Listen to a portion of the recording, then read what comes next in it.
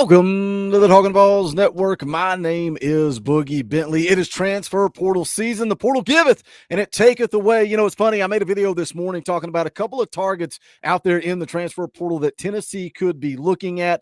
We've seen Vyson Lang enter the portal. We've seen Khalifa Keith enter the portal. And most recently, we saw Caleb Webb enter the transfer portal. And some of the comments on those videos are sometimes interesting. It's good riddance. We don't want you. We don't need you. It's, well, he must have got the bag. Somebody paid him. It's always about money. It's not always that way, man. And go back a year ago, right? Go back a year ago when we had, 6, 7 defensive backs that entered the transfer portal. And I saw a lot of those same comments as those guys declared to enter the transfer portal. But look at it, man. We sat there, and those were guys that we criticized all year. We said that secondary wasn't very good. They gave up a lot of yards through the air. We needed to be better. But then when those guys transfer out, and we hear this coaching staff say that they're going out to get guys that have more speed, more athleticism, why are we questioning that? I think this coaching staff has been pretty dang good in the transfer portal, evaluating talent, offering the right guys. And look at this Tim Banks defense in 2024. Right after the mass exit of guys in the secondary,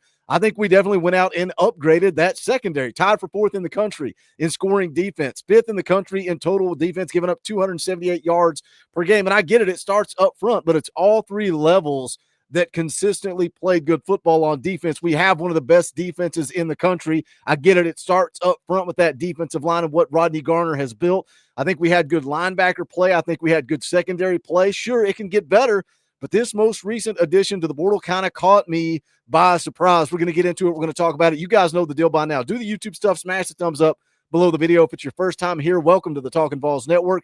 It is for the fans, by the fans. If you like what we do, make sure you subscribe, click that bell for notifications. You won't miss out when we go live or when we drop a video. Special live stream on Sunday morning.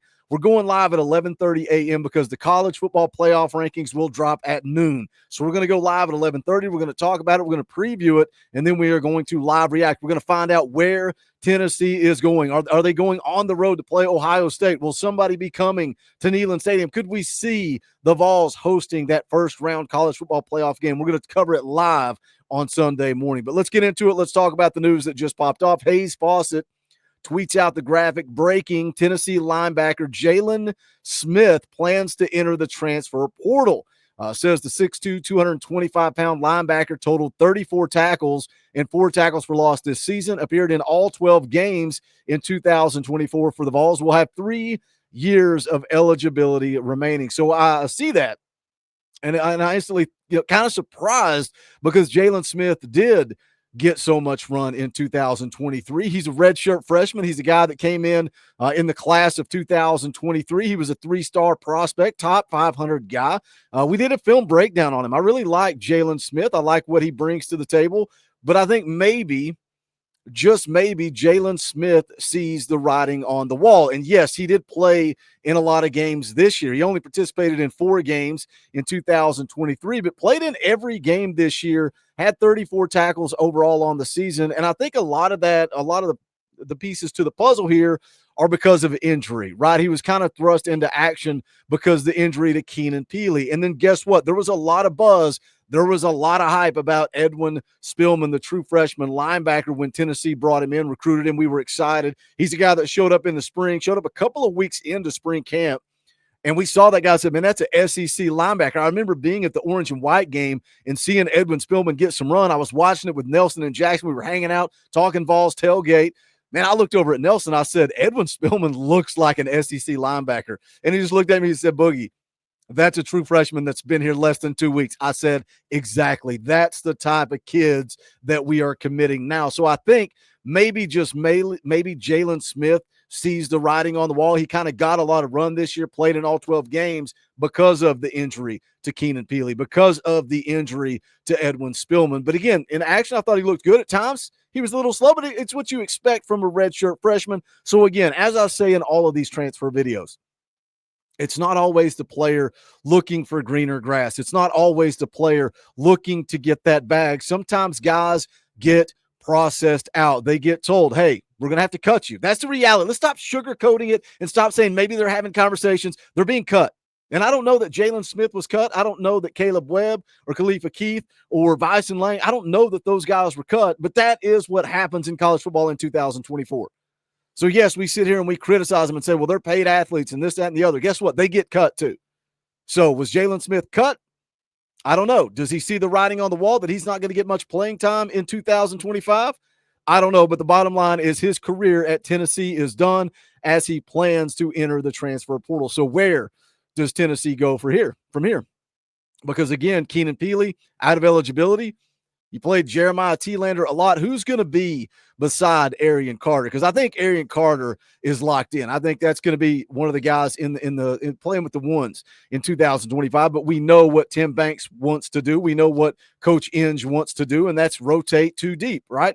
And we saw it this year. Jeremiah Telander got a lot of run. Jalen Smith, Caleb Perry. So I think Edwin Spillman is going to find his way onto the field, whether that's in the one with the ones or with the twos. But who fills that other spot? Are we going to be going to the transfer portal? Because it changes every single day, right? At first, we're talking about, well, you're going to definitely need to add some interior defensive linemen, interior offensive linemen. If there's a talented wide receiver, you go and get them. Now we've lost a wide receiver. We've lost an interior offensive lineman. We've lost a running back. And now we've lost a linebacker. So do you add linebacker to the list of guys that you would look to add in the transfer portal? If you guys have a wish list, put it in the comment section below right now. Something else worth noting, and I get it. It's a tall task to ask a true freshman to come in the SEC and contribute early. We've talked about that with David Sanders. I'm as excited about anybody that David Sanders made it official last night. He has signed the paper, signed, sealed, and delivered. David Sanders is a Vol.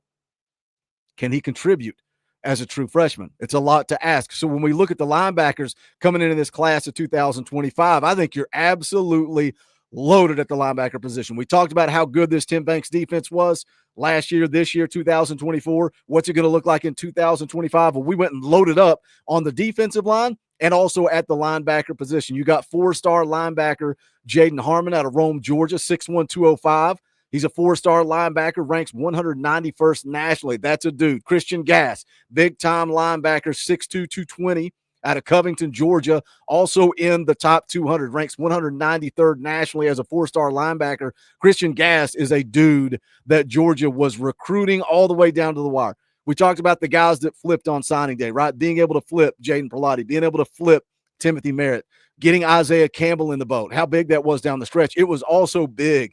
Obviously, David Sanders puts pen to paper. That's big. Getting Christian Gass to put pen to paper and holding off the Georgia Bulldogs was absolutely huge. So those are two dudes at the linebacker position in the class of 25, Jaden Harmon, Christian Gass. And then, as I mentioned, you also flipped four-star linebacker Jaden Perlotti out of Buford, Georgia, 6'3", 200 pounds, ranked 391st nationally. Do any of those guys have the opportunity to come in and contribute as a true freshman? Now, I doubt it, Boogie, probably not. Edwin Spillman was ready to go as a true freshman. Had he stayed healthy, he would have been in that two deep, making plays, contributing to this Tennessee defense in 2024. What are your thoughts? Jump into the comment section and let's talk about it. Obviously, this one surprised me. Did not expect it. Somebody tagged me on Twitter, put up the bat signal, had to jump on here and talk about it as the breaking news comes out that Tennessee linebacker Jalen Smith is going to be entering the portal. That's four casualties so far.